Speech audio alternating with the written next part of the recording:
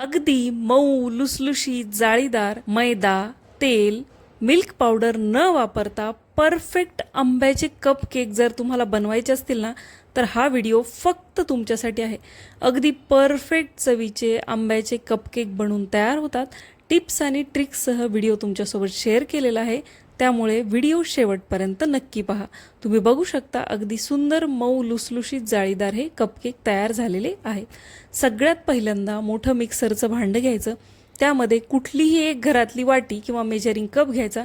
त्याने मी घातलेला आहे 1 कप बारीक रवा, 2 चमचे गव्हाचं पीठ, अर्धा कप साखर आणि पाव चमचा मीठ.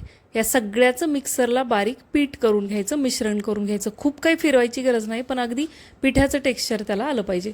त्यानंतर मेजरिंग कप जो आपण वापरला होता किंवा वाटी, त्याने आपण 1 वाटी गोड आंब्याचा गर घातलेला आहे आणि रूम टेम्परेचरचं साजूक तूप घातलेलं आहे 3 चमचे. नॉर्मल घालायचं, गरम किंवा थंड वापरायचं नाही. मिक्स करून घ्यायचं आणि त्यानंतर गरज लागेल एवढंच आपल्याला दूध वापरायचं आहे. मी इथं पाव कप दूध वापरलेलं आहे. आंब्याचा गर तुमचा कसा आहे त्यावर आपलं दुधाचं प्रमाण डिपेंड आहे. जर आंब्याचा गर तुम्ही खूप घट्ट वापरलेला असेल तर तुम्हाला दूध कमी लागेल. माझा घट्ट होता त्यामुळे मला पाव कप दूध लागलेलं आहे.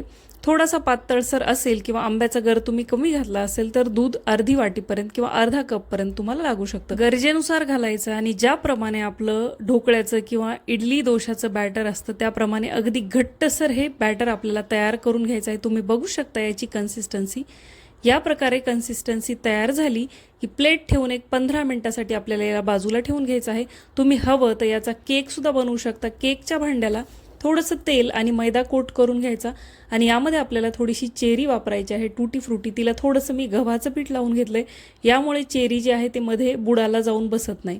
आता मी इथं याचे कपकेक बनवत आहे. त्यासाठी मी पाव चमचा सोडा आणि अर्धा चमचा बेकिंग पावडर वापरलेली आहे. बेकिंग पावडर आणि सोडा घातल्यानंतर यावर थोडंसं दूध घालायचं आणि व्यवस्थित मिक्स करून घ्यायचं. बेकिंग पावडर सोडा घातल्यानंतर खूप जास्त ओव्हर मिक्ससुद्धा आपल्याला पिठाला करायचं नाही. यामुळे काय होतं, आपले कप केक किंवा केक खूप फ्लफी बनत नाही. त्यानंतर मिक्स करून घेतलेली टूटी फ्रुटी किंवा चेरी घालायची. जेव्हा आपण बॅटरमध्ये सोडा आणि बेकिंग पावडर घालतो तेव्हा लगेचच आपल्याला हे मोल्डमध्ये मिश्रण ओतायचं आहे. खूप जास्त याला ओव्हर मिक्स करायचं नाही आणि खूप वेळ घालवायचा नाही. आता मी इथं हे कपकेकचा ट्रे घेतलेला आहे. कपकेकचे पेपर आहेत, त्यामध्ये बॅटर ओतून घेत आहे. हे जर तुमच्याकडे नसतील तर वाटीला तुपाचा किंवा तेलाचा हात पुसून तुम्ही त्यामध्ये बनवू शकता. वाटीमध्ये इकोबेक पेपर ठेवून सुद्धा बनवू शकता किंवा आपले जे यूज अँड थ्रोचे कप असतात त्यामध्ये सुद्धा तुम्ही डायरेक्ट बॅटर टाकून बनवू शकता. मी याला 180 डिग्री प्रीहीटेड मायक्रोवेव्हमध्ये 12 मिनिटासाठी ठेवलेलं होतं. तुम्हाला जर हे कपकेक कढईमध्ये बनवायचे असतील तर जाड बुडाचं भांडं घ्यायचं, खाली मिठाचा लेअर घालायचा आणि त्यावर एक 15 ते 20 मिनिटासाठी अगदी कमी गॅसवर हे ठेवायचे.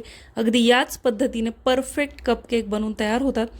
थंड झाल्यानंतर बाजूचा मी तुम्हाला कागद काढून दाखवलेला आहे. अगदी मऊसूद, जाळीदार आणि लुसलुशीत बनवून होतात.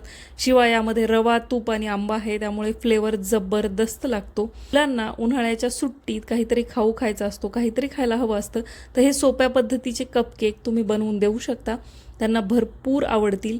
व्हिडिओ आवडला असेल तर लाईक करा, जास्तीत जास्त शेअर करा, सबस्क्राईब करा, कमेंट करा. मी भेटते अशाच रेसिपीसोबत पुढच्या व्हिडिओमध्ये. बाय.